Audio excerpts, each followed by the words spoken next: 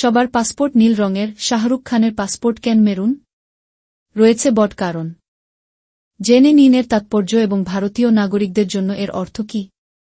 বিদেশ ভ্রমণকারীদের জন্য পাসপোর্ট হল পরিচয়পত্রের সবচেয়ে গুরুত্বপূর্ণ মাধ্যম।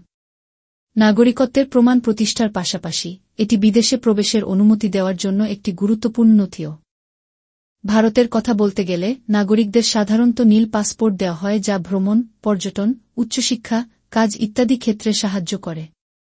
তবে পাসপোর্ট প্রদানের দায়িত্বে থাকা ভারত প্রজাতন্ত্রের বিদেশ মন্ত্রণালয় পাসপোর্টের জন্য একটি রং কোডিং ব্যবস্থা বাস্তবায়ন করেছে, যার প্রতিটিরই একটি নির্দিষ্ট উদ্দেশ্য থাকে। নীল, সাদা এবং লাল হল পাসপোর্টের জন্য মন্ত্রণালয় কর্তৃক সংজ্ঞায়িত রং। প্রতিটিরই আলাদা উদ্দেশ্য থাকে। এখানে আমরা তাদের এক নজরে দেখে নেব। এক দেশ থেকে আরেক দেশে যেতে হলে পাসপোর্ট বাধ্যতামূলক। সাধারণত ভারতীয়দের পাসপোর্টের রং নীল। তবে শাহরুখের ক্ষেত্রে ব্যাপারটা তা নয়। তার পাসপোর্টের রং মেরুন।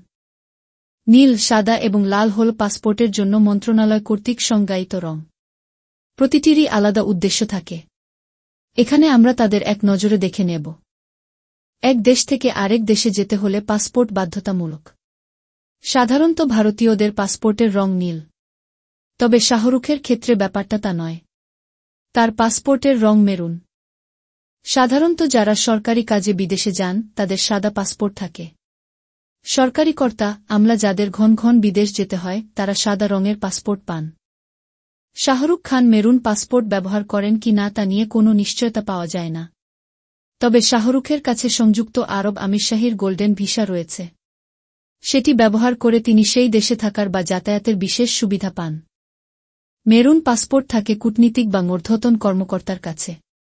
শাহরুখ তো তেমন কেউ নন। তাহলে আসলে ভারতীয় সিনেমায় শাহরুখের অসামান্য অবদানের জন্য এই পাসপোর্ট দিয়ে সরকার তাকে সম্মান জানিয়েছে।